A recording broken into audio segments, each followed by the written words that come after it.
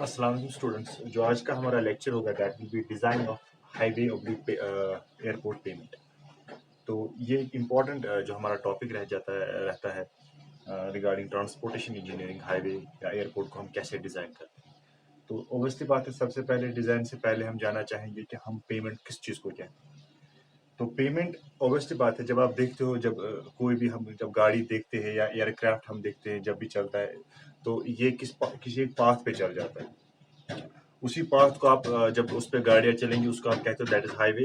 And when the same aircraft जिस पे वो चलता है तो उसको आप कहते हो एयरपोर्ट पेमेंट और रनवे। तो यहाँ पे हमें देखना है पेमेंट किस चीज़ को कहते हैं। पेमेंट वो होता है जिस पे हमारी गाड़ियाँ चलती है। और इसकी ज़रूरत क्यों हमें डिज़ाइन करने की, इसकी ज़रूरत बहुत इंपॉर्टेंट है। क्यों है? क्योंकि आप देखो, जब भी गाड़ी चलेगी तो हमारी गाड़ी पे जो हमारी गाड़ी उस ट्रैक पे चलनी चाहिए जो हमें स्मूथ, जो हमारे पास है, जो हमें स्मूथ कंफर्ट, हमें कंफर्ट दे दे।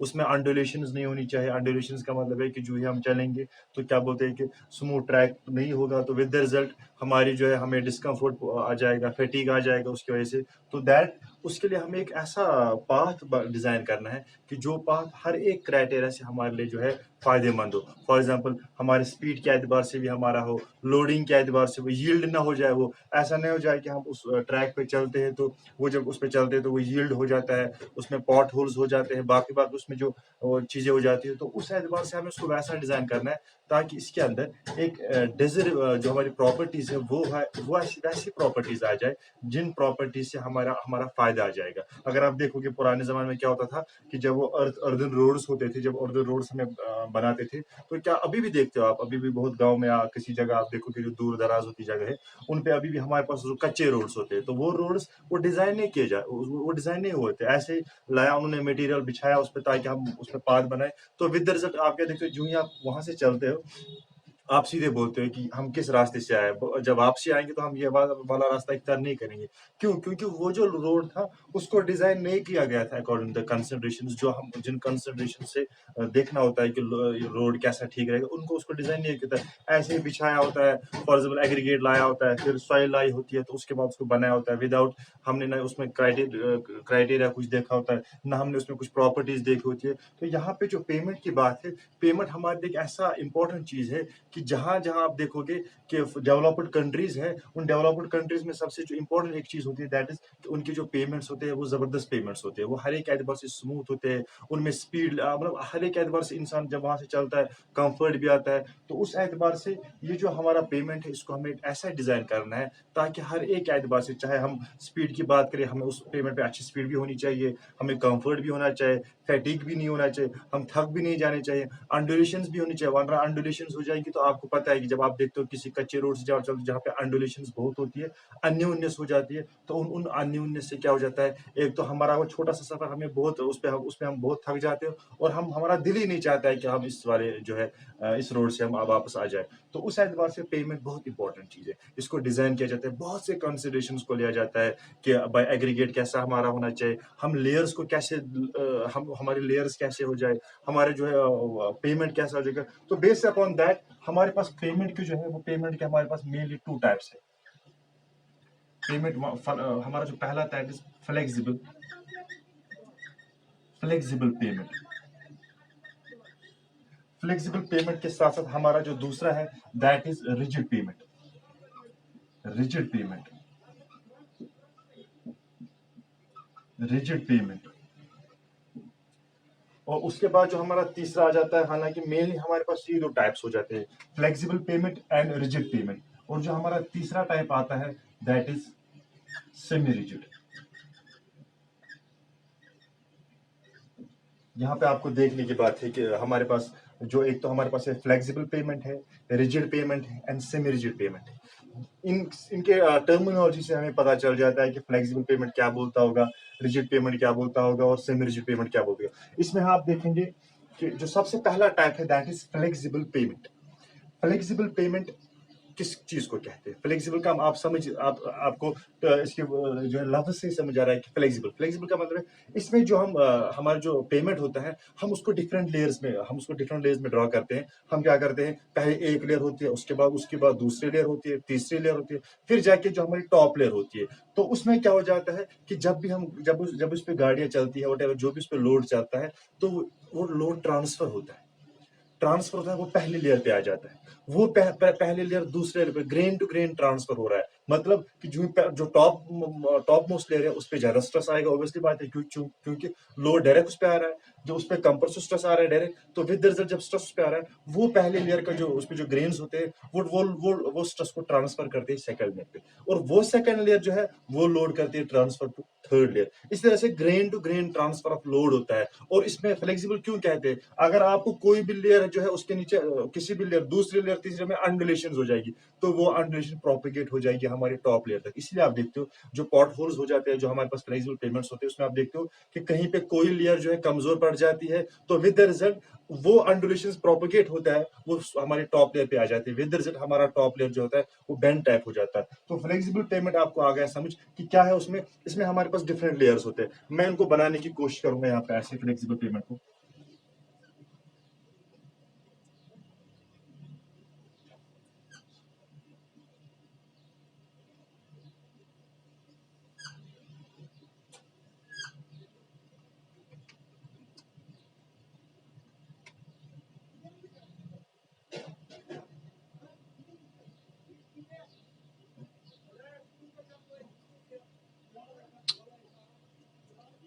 अब इसमें सबसे पहले जो नीचे वाली लेयर होती है जिसको आप कहते हैं, जो सबसे नीचे होती है, इसको आप कहते हैं सॉइल सबग्रेड। Soil subgrade. जो उसके बाद हमारी जो दूसरी लेयर होती है दैट इज सब बेस कोर्स। सॉइल सबग्रेड हम इसको कहते हैं, जो हमारे पास ये जो उसके बाद सेकंड लेयर हमारे जिसपे जो उसके बाद दैट इज सब बेस कोर्स। सब बेस कोर्स। उसके बाद जो कोर्स आता है दैट इज बेस कोर्स। उसके बाद जो हमारा टॉप है दैट इज सरफेस कोर्स।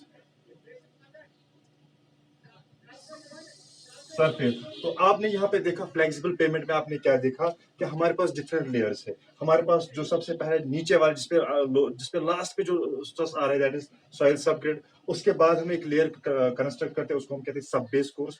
उस सब बेस कोर्स के बाद आप दूसरा लेयर आपके पास दैट इज बेस कोर्स। उस बेस कोर्स पे के बाद हमारे पास टॉप लेयर होती है जिसको आप कहते हैं सरफेस कोर्स। ठीक है ना? तो सरफेस कोर्स के बाद आप क्या देखते हो इसमें, जो ही हम इस पे जब लोड डालते हैं, फॉर एग्जाम्पल आप इस पे लोड कोई व्हील लोड डालेंगे आप उस पे, तो क्या होता है, मैं जस्ट डायग्राम समझाने की कोशिश कर रहा हूँ। तो जब लोड आता है तो वो ट्रांसफर हो जाता है, वो इस लेयर से आहिस्ता आहिस्ता नीचे की तरफ ट्रांसफर होता है, नीचे की तरफ ट्रांसफर होता है। तो ग्रेन टू ग्रेन ट्रांसफर हो रहा है। विद द रिजल्ट आप क्या देख रहे हो कि इसमें आप देख रहे हो कि मैंने इससे पहले भी जो कहा, अगर इसके अंदर कहीं पे आपको कमजोरी किसी लेयर में आ जाएगी, वो कमजोरी ऊपर तक आ जाएगी। तो यहाँ पे आपने देखा जो इंपॉर्टेंट चीज हमारे पास फ्लेक्सिबल पेमेंट की है कि ग्रेन टू ग्रेन ट्रांसफर हो रहा है। एंड दूसरी इंपॉर्टेंट चीज है कि जो यहाँ पे स्ट्रेस होता है दैट इज कंप्रेसिव स्ट्रेस। जब जो स्ट्रेस इसकी वजह से आ जाता है वो कम, ऑब्वियसली बात है, जब ये नीचे की तरफ जाएगा, ऐसे जब हो जाएगा, तो ऑब्वियसली बात है यहाँ पे क्या आ जाएगा, यहाँ पे कंप्रेशन आ जाएगा। तो due to the inflexible pavement there is a compressive stress. और सबसे ज्यादा कंप्रेसिव स्ट्रेस किस पे आ जाएगा, that will be surface course. Obviously बात है क्योंकि उसी पे हमारा लोड आ रहा है, तो सरफेस कोर्स पे हमारे पास जो स्ट्रेस होगा कंप्रेसिव वो ज्यादा होगा। जितना आप नीचे नीचे जाएंगे हमारे कंप्रेसिव स्ट्रेस को क्या हो जाएगा, उतना कम होता जाएगा हमारा जो है ये क्या बोलते हैं इसको, कंप्रेसिव स्ट्रेस। ये तो रहा हमारे पास जो हमें पढ़ना है फ्लेक्सिबल पेमेंट, इसको भी हम देखेंगे। इसको भी डिजाइन किया जाता है। डिजाइन क्या करना होता है इसमें, हमें डिजाइन करना होता है कि हम सब बेस कोर्स को कितनी उसकी थिकनेस रखेंगे, हम बेस कोर्स की कितनी थिकनेस रखेंगे, हम सरफेस कोर्स की कितनी थिकनेस रखेंगे। इतना नहीं, हम देखेंगे कि इसमें जो हमें एग्रीगेट यूज करने हैं उनको कैसे हमें यूज करना है। ऑब्वियसली बात है, अगर हमने अच्छी ग्रेडिंग की, ग्रेडेशन उसमें की, तो वो जो है वो एक अच्छा था, उसमें अनडुलेशन नहीं आएगी। लेकिन इसके बरक्स अगर क्या हमने किया, क्या हमने जो अपनी जो है क्या उसको ग्रेडेशन ऐसी रखी कि रैंडम ग्रेडेशन की, पुअर ग्रेडेड ग्रेडेशन की, तो क्या हो जाएगा कि इनके अंदर अनडुलेशन हो जाएगी। विद द रिजल्ट हमारा रोड सेफ, हमारा रोड जो है अच्छा नहीं रहेगा आफ्टर सम टाइम। आप इसीलिए आप देखो कि फ्लेक्सिबल पेमेंट्स अगर अच्छी तरह से डिजाइन किए जाएंगे, इनको 10 to 20 साल अच्छी उनकी लाइफ हो जाती है। लेकिन अगर इसको आपने डिजाइन अच्छी तरह से नहीं किया, यही फ्लेक्सिबल पेमेंट 5 साल, 7 साल, 8 साल के बाद खराब हो जाएंगे। तो यहाँ पे आपको रखना है याद कि फ्लेक्सिबल पेमेंट में हमने क्या देखा। ये तो हम अभी जनरल बोल रहे हैं, जब हम इसके डिजाइन में जाएंगे तो और इसी फ्लेक्सिबल पेमेंट को जो डिजाइन किया जाता है, इसको हम या तो डिजाइन चार्ट्स पे देखते हैं कि इस लोड के लिए हमें क्या थिकनेस होनी चाहिए, बेस कोर्स की, सब बेस की, या एम्पिरिकल फार्मूलाज हम यूज करते हैं। एम्पिरिकल फार्मूलाज को हम यूज करते हैं, उन फार्मूला से हम निकालते हैं बेस कोर्स की थिकनेस क्या है, उसमें बर्मिस्टर मेथड आ जाता है, उसमें ग्रुप इंडेक्स मेथड आ जाता है। वो एक एम्पिरिकल फार्मूलाज है, उन फार्मूलाज को यूज करके हम इनकी थिकनेस निकाल सकते हैं, ताकि हमें पता चले कि इस लोड के लिए मुझे कितनी थिकनेस चाहिए, इस लोड के लिए, व्हील लोड के लिए मुझे कितनी थिकनेस चाहिए। ये तो था रिगार्डिंग फ्लेक्सिबल पेमेंट। अगर अब आप जाएंगे अगर आप जाएंगे आप रिजिड पेमेंट, रिजिड पेमेंट में आप ऐसे देखेंगे।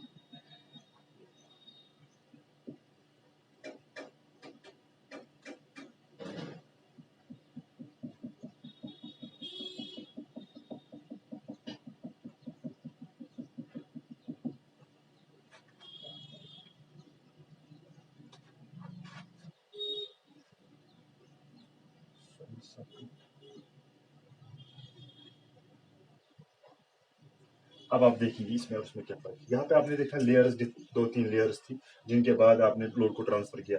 यहाँ पे आपके सिंपल ऊपर वाली जो पहली लेयर है, that is cement concrete slab. Rigid का मतलब आपको समझ आएगा जब आपने इसमें सीमेंट कंक्रीट की बात की, फिर रीइंफोर्समेंट भी हो सकता है, प्रिस्ट्रेसिंग कंक्रीट भी हो सकता है। तो यहाँ पे आपने देखा कि जब आपने कंक्रीट यूज किया, ऑब्वियसली बात है इसकी इलास्टिसिटी हो उतनी। यहाँ पे आप जो इसके यहाँ पे आपने देखा इसकी इलास्टिसिटी कैसी थी। यहाँ पे आप देखोगे ऑब्वियसली बात है, जब आपने कंक्रीट जो भी हार्ड, तो इसलिए इसको कहा जाता है रिजिड, रिजिड पेमेंट। और सबसे इंपॉर्टेंट चीज आप देख रहे हो ऊपर वाली लेयर सीमेंट कंक्रीट स्लैब के, उसके बाद भी बेस, जो बेस कोर्स हमारा सर, उसके बाद सब।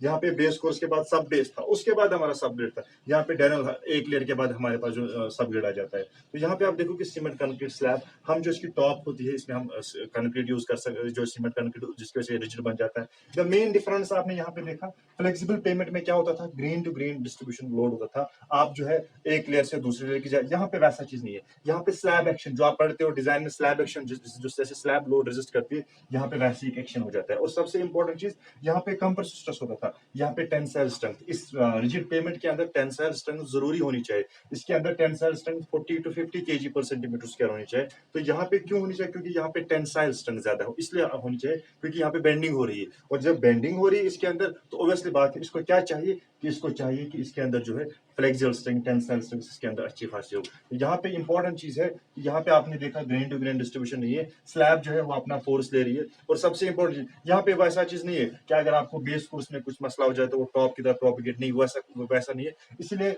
इसीलिए क्या हो जाता है, इसमें अगर लाइफ स्पैन है 10 टू 20 साल, इसमें आप देखोगे 20-30 साल, 20 टू 40 साल रिजिड पेमेंट का जो है, इनका जो है लाइफ स्पैन होता है। तो यहाँ पे आपने देखा रिजिड पेमेंट में आपने क्या देखा, कैसे होता है, फ्लेक्सिबल स्ट्रेंथ इसकी होती है। इसी फ्लेक्सिबल स्ट्रेंथ के बाद आपने इसको देखा कि 40 केजी परसेंट इसका फ्लेक्सिबल स्ट्रेस होता है। और इसके जो ये कंक्रीट है, इसका वेयरिंग कोर्स भी है, और जो इसका स्लैब भी यही है। तो इस स्लैब पे जब भी लोड पड़ेगा, तो ऑब्वियसली बात है इनके अंदर जो है अच्छा और स्मूथ सरफेस, ये हमारे पास ज्यादा स्मूथ, इसकी इंपॉर्टेंट प्रॉपर्टी, ये शाम को ग्लेयर भी नहीं देता है। आप देखो जो हमारे पास ये फ्लेक्सिबल पेमेंट्स होते हैं, जिनको हम फिर सरफेस कोर्स में हम विटामिन यूज करते हैं, तो उसमें आप देखते हो क्या हो जाता है कि नाइट विजन का प्रॉब्लम आ जाता है। इसमें वो चीज, इसमें तो बहुत डिफरेंस है। यहाँ तो मैं आपको सिंपल जस्ट इंट्रोडक्शन बोल रहा हूँ कि फ्लेक्सिबल पेमेंट और रिजिड पेमेंट का मसला क्या है, कि कंप्रेसिव स्ट्रेस इसमें होता है, ग्रेन टू ग्रेन डिस्ट्रीब्यूशन होता है। रिजिड पेमेंट में ऐसा नहीं होता है, ये लोड को रेजिस्ट करता है बाय इट्स फ्लेक्सिबल स्ट्रेंथ। तो फ्लेक्सिबल स्ट्रेंथ से इसको लोड को रेजिस्ट करता है। और इसमें क्या हो जाता है कि इसमें ज्यादा व्हील लोड हम यूज कर सकते हैं, वाइल इसके अंदर उतने व्हील लोड कैपेसिटी नहीं होती है, इसमें आप ज्यादा। तीसरा जो इसका टाइप है, दैट इज सेमी रिजिड। आपको नाम से ही पता चला होगा कि what is semi rigid payment. Semi rigid payment हो गया जिसमें आपने ऐसा बेस कोर्स, जो उसकी बेस कोर्स है, उसको आपने बाय यूजिंग सॉइल सीमेंट, या आपने उसमें पोजोलाना कुछ ऐड किया होगा, तो उस पोजोलाना की वजह से उसके अंदर कुछ फ्लेक्सिबल स्ट्रेंथ आई होगी, लेकिन उतनी ज्यादा फ्लेक्सिबल स्ट्रेंथ नहीं आएगी बेस कोर्स में। तो विद द रिजल्ट वो पार्टली फिक्स्ड रिजिड करता है एक्ट, और पार्टली फ्लेक्सिबल। तो उस वाले पेमेंट को आप कहते हैं सेमी रिजिड, जिसमें आपने सब बेस कोर्स को क्या किया होगा, आपने पोजोलाना ऐड किया होगा या कोई सॉइल के अंदर आपने सीमेंट डाल दिया होगा, तो विद रिजल्ट उसके अंदर स्ट्रेंथ आई होगी, या कुछ एग्रीगेट्स को सीमेंट के साथ मिला के आपने कुछ वहां पे बनाया होगा बेस कोर्स, तो वहां पे जो उसको आप बोलोगे that will B semi rigid payment. तो there are three types of mainly two types of payments. One is flexible payment and other is rigid payment, and the third type of payment is that is semi rigid payment. ये तीन types आपको समझ आ गए, ये payment है। अब इसी को हमें डिजाइन करना है। मैंने फिर से कहा फ्लेक्सिबल पेमेंट को हम डिजाइन करते हैं by empirical formulas, by design charts. Rigid pavements को भी हम डिजाइन करते हैं, हम यहाँ पे बाजाब्ता बाय यूजिंग इक्वेशंस को हम डिजाइन करते हैं, उसकी फ्लेक्सिबल स्ट्रेंथ को मद्देनजर रख के हम उसको डिजाइन करते हैं, व्हील लोड को देख के डिजाइन करते हैं। यहाँ पे भी सेम हो रहा है, यहाँ पे भी, लेकिन इसमें ज्यादा हम एम्पिरिकल फॉर्मूलाज को यूज करते हैं। उसके बाद जो हमारे पास ये है, ये तो हमने बोला कि इसमें हमें क्या चीजें पढ़नी है, पेमेंट। फिर फैक्टर्स हम देखेंगे कि किन किन फैक्टर्स पे हमारा पेमेंट का डिजाइन करेंगे, वो हम देखेंगे जो हमारे पास नेक्स्ट लेक्चर होगा। अब यहाँ पे मुझे एक इंपॉर्टेंट पॉइंट कहनी है, जो असल में 7th सेमेस्टर जो आपका आता है, क्योंकि आपके 7th सेमेस्टर में होता है एयरपोर्ट पेमेंट डिजाइन। तो उस एयरपोर्ट पेमेंट डिजाइन में आप मेनली देखोगे what is the difference between that payment and this payment. ये तो मैंने आपको पहले समझाया कि व्हाट इज जो आपके पास ये है, क्या बोलते हैं इसको, हाईवे पेमेंट। तो फिर मैंने आपको कहा हाईवे यूज होता है जो आप नॉर्मल जो आपका हमारे जो रोड्स होते हैं, जो ट्रक्स होते हैं, व्हील लोड्स में व्हील लोड कम होता है, तो उनको आप कहते हो हाईवे पेमेंट। सेम जब आपको एयरक्राफ्ट्स के लिए आपको जो रनवे चाहिए या जो उसके लिए आपको ये चाहिए पाथ, उसको आप कहते हो एयरपोर्ट और रनवे पेमेंट, एयरक्राफ्ट पेमेंट। तो उसके एतबार से डिफरेंस मेनली क्या हो सकती है, मेनली हम उस वक्त भी flexible pavement, rigid payment use कर सकते हैं, तो लेकिन डिफरेंस कहाँ पे होगी आप खुद समझ सकते हो कि मेनली अगर हम डिफरेंस यहाँ पे करने डिफरेंस बैठेंगे करने, फॉर एग्जाम्पल अगर आप यहाँ पे करेंगे हाईवे, यहाँ पे करेंगे रनवे या एयरपोर्ट। अब आप देखो ऑब्वियसली बात है, सबसे पहले जो आप हाईवे की पेमेंट को जब डिजाइन करते हो, आपके पास जो लोड होता है सिंगल एक्सल व्हील लोड जो होता है, जिसपे हम इसको डिजाइन करते हैं, हमारे पास जो मैक्सिमम ट्रक का हम देखेंगे that will be around 8200 kg। इतना हमारे पास व्हील लोड होगा। दैट मींस इस व्हील लोड के लिए हमें उसको डिजाइन करना पड़ेगा। लेकिन जब आप रनवे की बात करते हो, आपको पता है कि एयरक्राफ्ट के अंदर बहुत उनका वजन बहुत होता है। अगर हम बड़े कोई एयरक्राफ्ट की देखेंगे, उसका जो वजन होगा दैट इज अराउंड 10⁶ kg। तो दैट मीन्स जो लोड असेंबली है, लोड भी डिफरेंट है। इसमें जो लोड है वो बहुत ज्यादा है, इसमें जो लोड है वो इसमें बहुत लोड कम है, लेकिन किस एतबार से, रनवे के एतबार से। तो लोड की डिफरेंस है इन पेमेंट्स में। ऑब्वियसली बात, इसका डिजाइन अब हमें अलग तरीके से करना पड़ेगा, उसमें हमें रिच मटेरियल यूज करना पड़ेगा। ज्यादातर हम क्या बोलते हैं उसको, फिक्स रिजिड पेमेंट्स को एस्फाल्ट उसमें यूज करते हैं, तो उसकी वजह से हम इसमें रनवे में यूज करते हैं। अब जो ही इसके अंदर ये आ गया आपको व्हील लोड ज्यादा, ऑब्वियसली बात, टायर प्रेशर जो मेन इंपॉर्टेंट चीज हो, जिसकी बेस पे आप क्लास भी एयरपोर्ट को करते हो। इसमें जो हमारे पास हाईवे में जो टायर प्रेशर होता है, it will be around 4 to 6 kg/cm², जो इसका प्रेशर होगा, जिस प्रेशर पे आप इसको डिजाइन करो। लेकिन यहाँ पे अगर आप देखोगे, इसमें तो टायर प्रेशर लगभग 14 से लेकर 18 kg/cm²। आप डिफरेंस देखो कितनी है, यहाँ पे टायर प्रेशर कम है, यहाँ पे टायर प्रेशर ज्यादा है इस वाले रनवे के लिए। तो आपको सीधे समझ आया होगा, जितने चीजें ज्यादा होगी, इसी एतबार से डिजाइन के अंदर भी डिफरेंस होगी। अब ऑब्वियसली बात है, यहाँ पे एक और चीज है, जो हाईवे में आपकी लोड रेपिटेशन होती है, लोड रेपिटेशंस, जो लोड रेपिटेशंस हाईवे के अंदर होती है, वो बहुत ज्यादा होती है। 1000 से लेकर 2000, आप देखो रेपिटेशन का मतलब जब एक हाईवे बनता है, उसमें आप देखोगे सुबह से लेकर शाम तक कितनी गाड़ियां चलती है, आती है, चलती है। यहाँ तक आप समझो 1000 से लेकर 2000 तक लोड रेपिटेशन है।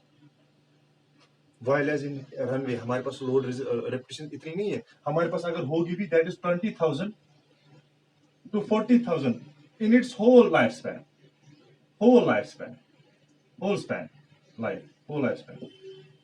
1000 से 2000 यहाँ पे पर डे है, वहां पे लोड रिपीटेशन बहुत ज्यादा है, बहुत कम है यहाँ पे लोड रिपीटेशन।